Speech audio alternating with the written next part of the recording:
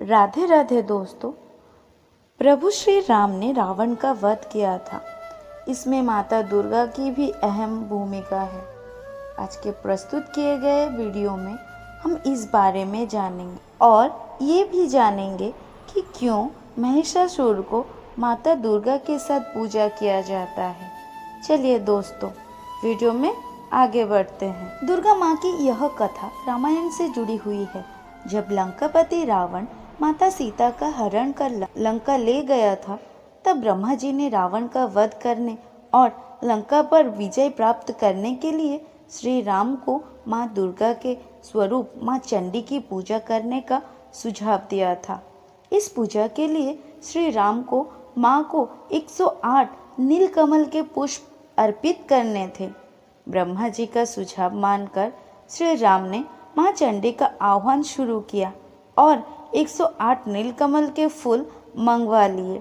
जब यह बात रावण को पता चली तो उसने इस पूजा में खलल डालने की कोशिश और माया से एक नीलकमल गायब कर दिया।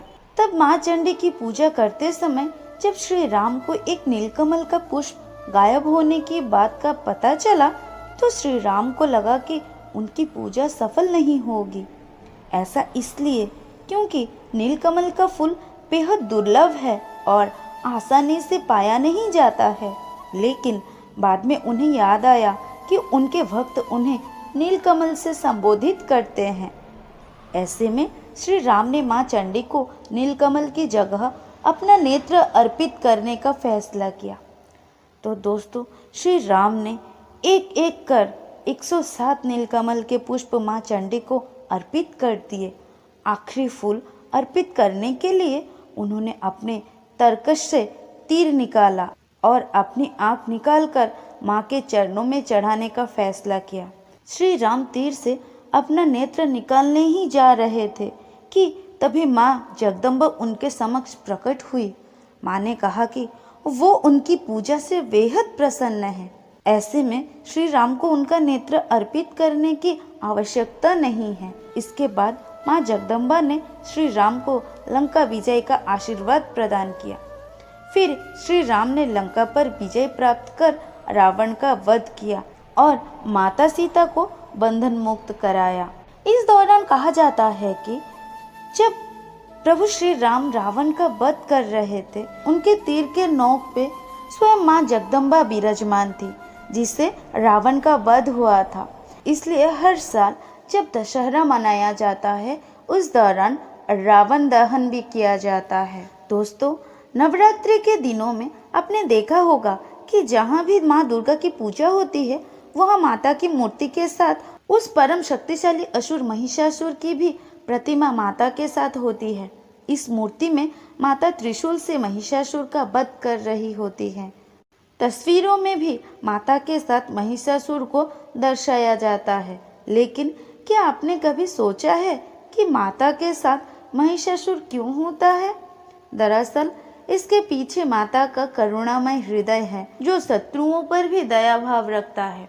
आइए जानते हैं इसके पीछे के रहस्य के बारे में। देवी भागवत पुराण में कथा है कि रंभ नामक एक असुर था, जिसने अग्निदेव की तपस्या से एक पुत्र को प्राप्त किया था, जो एक महिषी यानी भैंस से उत्पन्न हुआ था। इसलिए वह महिषासुर कहलाया। यह असुर वरदान के कारण जब चाहे मनुष्य और भैंस का रूप ले सकता था। ब्रह्मा जी की तपस्या करके इसने वरदान पा लिया था कि कोई स्त्री ही उसका अंत कर सकती है। इसलिए यह देवताओं के लिए अजय था और शक्ति के मद में आकर इसने देवलोक पर अधिकार कर लिया।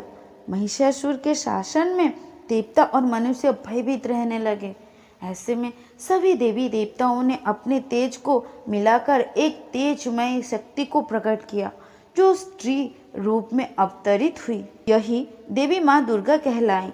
सभी देवी देवताओं ने अपने अस्त्र शस्त्र से देवी को सुसज्जित किया।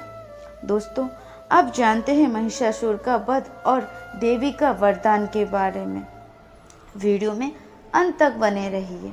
देवी दुर्गा ने महिषासुर को युद्ध के लिए ललकारा। देवी और महिषासुर में 9 दिनों तक महायुद्ध हुआ।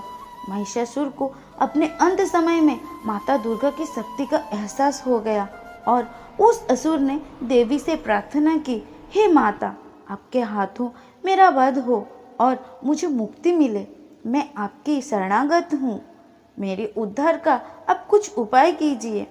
शरण में आए हुए असुर पर माता ने करुणा दृष्टि दिखाई और वरदान दिया कि मेरे हाथों से मृत्यु को पाकर तुम्हें मेरा सायुज्य प्राप्त हो जाएगा और मेरे साथ तुम्हारी भी पूजा होगी।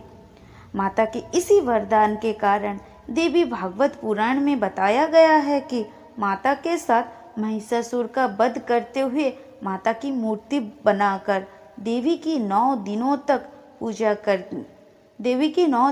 पूजा करनी चाहिए। इससे भक्तों को भोग और मोक्ष की प्राप्ति होती है।